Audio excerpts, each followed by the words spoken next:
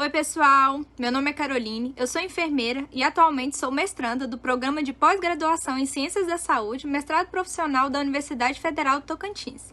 E eu e meus colegas Aline, Georgiane e Mufid viemos aqui falar um pouquinho para vocês sobre os tipos de estudos quantitativos.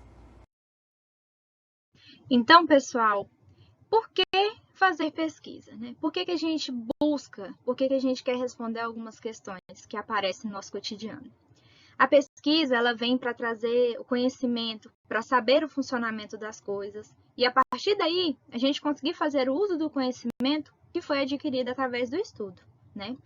Nós também, através da pesquisa, contribuímos para a evolução do conhecimento humano, através de um planejamento sistemático, seguindo critérios para a coleta e processamento das informações que a gente consegue coletar através da pesquisa. Tipos de estudos quantitativos. O método científico, no qual a epidemiologia se insere, é um processo pelo qual se busca conectar observações e teorias. Nesse processo, as hipóteses conceituais, que são amplas, que trazem a ideia do pesquisador, né, que quer investigar determinada hipótese, determinada ideia, elas são transformadas em hipóteses operacionais, ou seja, de forma que elas sejam testadas e observadas na população. Elas serão, dessa forma, mensuradas. E os tipos de estudos, eles têm em comum observação sistemática dos fenômenos de interesse, uso da teoria e dos métodos estatísticos para análise e interpretação dos dados e comparação entre grupos para a identificação de associações entre variáveis. Ao falar em pesquisa, né, nós procuramos um tipo de pesquisa que se adeque ao nosso objetivo, ao nosso propósito, né? Então, a gente tem que conhecer os tipos de pesquisa. Olhando aqui para o nosso diagrama, nós temos algumas subdivisões, certo? Os tipos de pesquisa, eles podem ser divididos em experimental e epidemiológica, ou também conhecida como demográfica. No caso da epidemiológica ou demográfica, nós temos ainda duas subdivisões, que são observacionais e experimentais. As experimentais, nós temos ainda uma subdivisão, que são as analíticas, que pode ser utilizada através do ensaio clínico randomizado, que é um tipo de estudo. Já as observacionais, elas são subdivididas em dois grupos, descritivas e analíticas. As descritivas têm como tipos de estudo os relatos, séries de casos, estudos transversais, estudos longitudinais e estudos ecológicos. Já as analíticas, nós temos como tipos de estudo o estudo de coorte e estudo de caso controle. A seguir, nós vamos ver alguns desses tipos de estudo. Um tipo de estudo é o estudo seccional ou também transversal, né? O estudo seccional ou transversal, ele caracteriza-se pela observação direta de uma quantidade planejada de indivíduos numa única oportunidade. As unidades de observação, sejam elas pessoas, animais, objetos, uma população, uma amostra específica, geralmente são selecionadas de forma aleatória, ou seja, por um método direcionado pelo acaso, entre todos os indivíduos que formam uma população. Mas apesar de ser uma forma aleatória, geralmente, características que definem essa população, elas estão relacionadas a critérios geográficos, políticos e administrativos, todos eles delimitando o espaço. Além disso, o estudo seccional, ele permite a inferência, a conotação estatística. Ou seja, em termos probabilísticos, a gente consegue fazer um julgamento sobre aquela determinada população, né? É feita pela referência dos resultados a uma população definida em um local, numa determinada época. Os termos seccional e transversal, eles estão relacionados com a temporalidade, isto é, com o tempo de coleta de dados do estudo, que, como já foi mencionado, ocorre numa única oportunidade. Ele não é como outros estudos que têm uma observação a longo prazo.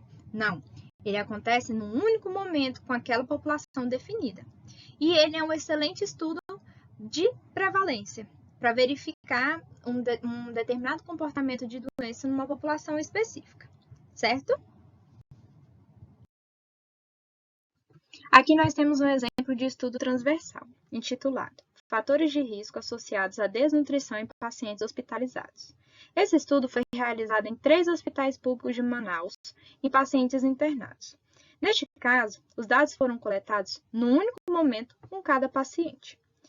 O período do estudo foi de março a maio de 2014. Como podemos perceber, um período curto, uma das principais características desse tipo de estudo. Agora eu vou falar um pouquinho sobre as vantagens do estudo transversal. Ele é um estudo fácil e barato de ser realizado. Ele gera hipóteses de associação, ou seja, para novos estudos. Ele é excelente para avaliar a prevalência de doenças numa determinada população e é realizado num curto período de tempo. E as desvantagens é que ele não permite conhecer tempo de exposição, porque ele acontece numa única oportunidade, e ele é impraticável também para determinar doenças raras. Olá, meu nome é Aline, sou pediatra e atualmente sou mestranda do curso de Ciências da Saúde da UFT. E hoje eu vou falar para vocês a respeito dos estudos de caso-controle. Os estudos de caso-controle, eles são estudos epidemiológicos do tipo observacionais analíticos. O estudo de caso-controle parte da doença, em busca do fator que causou esse desfecho. E o que isso quer dizer? Que o pesquisador vai comparar um grupo de pessoas que apresentam uma doença com um grupo que não apresenta, ou seja, um grupo de doentes, que serão os casos, e os não doentes, que serão os controles. Vamos imaginar uma linha do tempo, onde o pesquisador seleciona pessoas doentes e não doentes, ou seja, os casos e os controles. O pesquisador vai analisar se essas pessoas foram expostas a um determinado fator no passado, para descobrir a relação do fator com o desfecho. No caso controle, o pesquisador parte do desfecho para o fator. É como se ele partisse do presente em direção ao passado. Os estudos de caso controle são muito utilizados em doenças raras, porque, por exemplo, no seu estudo, você vai partir da doença, ou seja, do seu caso controle. Ele também é utilizado pelos serviços de controle de infecção, na avaliação de surtos em hospitais, por exemplo. É utilizado pela vigilância epidemiológica, na avaliação de epidemias ou doenças na comunidade, determinando suas fontes de transmissão. No estudo Lesão por pressão em unidade de terapia intensiva, estudo de caso controle, o objetivo foi avaliar a relação entre a presença ou ausência de lesão por pressão e fatores sociodemográficos e da internação. Foram considerados casos os pacientes que apresentaram lesão por pressão durante a internação na UTI e controle os pacientes que não desenvolveram. A coleta de dados foi realizada entre setembro de 2014 e agosto de 2015, através de notificações de ocorrências em fichas preenchidas em um sistema informatizado, que eram enviadas ao Serviço de Gerenciamento de Riscos. A quantidade de controles foi estipulada por um número aproximado a 3 vezes o número de casos.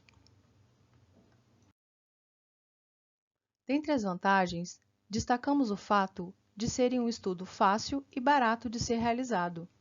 Podem ser realizados com amostras pequenas. Vários fatores podem ser investigados ao mesmo tempo e são realizados num curto período de tempo, por exemplo, investigação de prontuários. Dentre as desvantagens, destacamos o fato de serem suscetíveis a vieses, tanto de seleção quanto de informação. Nos vieses de informação, imaginem que os casos e os controles foram selecionados no presente. Os mesmos têm que olhar para o passado, e pode ser que eles não lembrem do que aconteceu.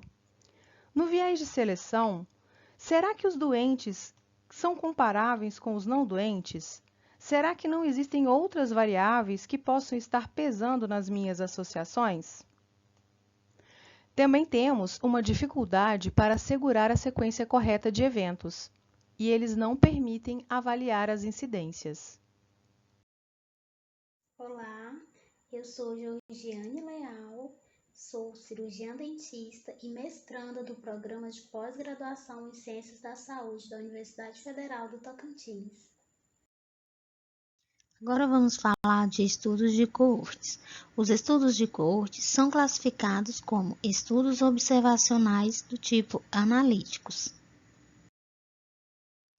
O estudo de coorte foi conceituado por Medroni em 2002 como sendo um estudo no qual um conjunto de indivíduos sem a doença de interesse é classificado em grupo segundo o grau de exposição a um possível fator de risco ou de prognóstico, sendo então acompanhado para se comparar a ocorrência de doenças em cada um desses grupos.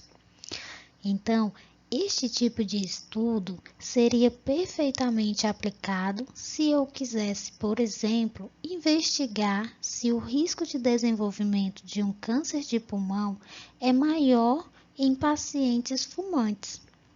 Aqui eu iria acompanhar 2 grupos de indivíduos saudáveis, classificando eles nos grupo 1, como sendo o grupo dos fumantes, o grupo 2 como sendo o grupo dos não fumantes, para ver qual dos 2 grupos teria mais indivíduos com câncer de pulmão ao longo dos anos. Assim, eu poderia concluir qual grupo tem o maior risco de desenvolver um câncer de pulmão e associar ou não o fumo ao câncer de pulmão.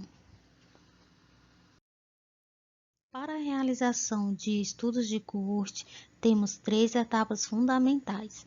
A primeira é identificar, onde iremos selecionar a nossa variável de desfecho e os indivíduos e classificá-los nos grupos de expostos ou não expostos aos fatores de risco que iremos estudar.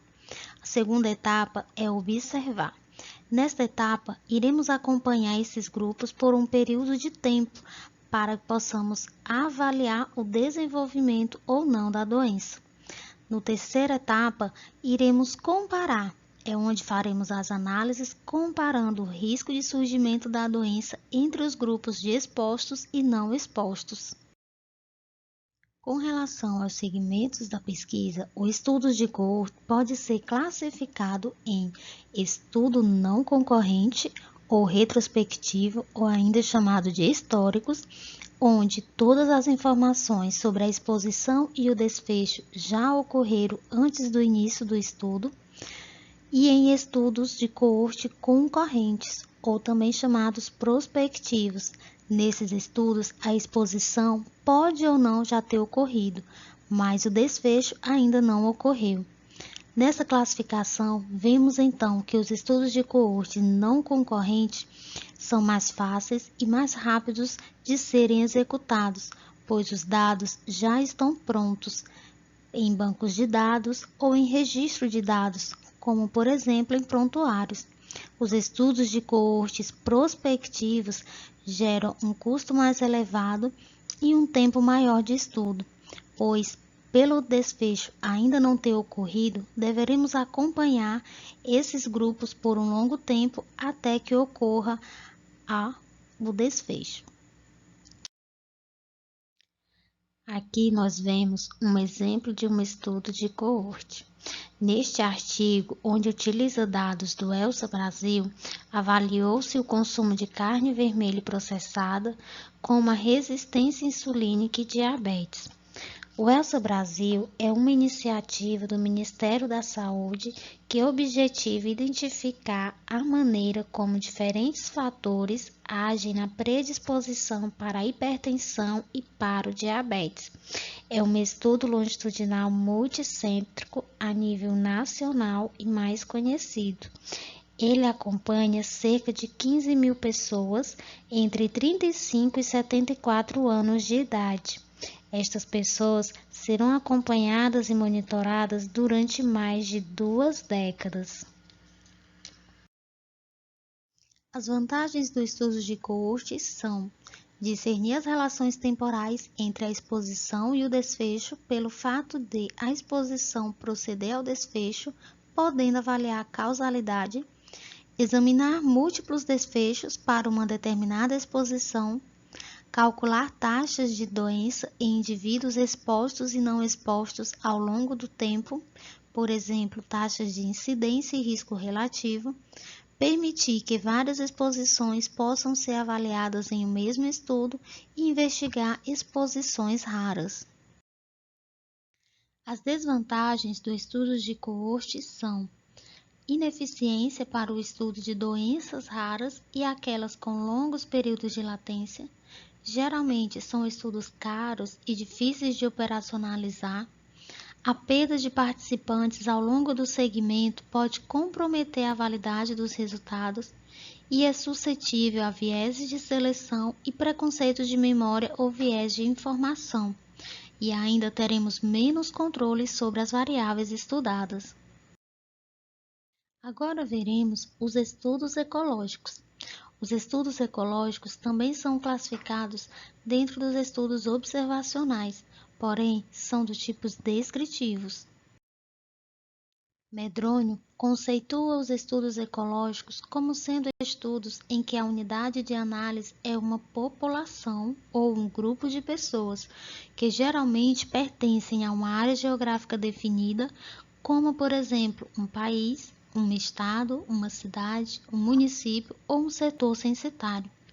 Podemos perceber então que, diferente de todos os outros estudos até aqui expostos, o estudo ecológico não trará dados a nível individual, ou seja, veremos estudos onde iremos analisar a população, onde os dados serão agrupados.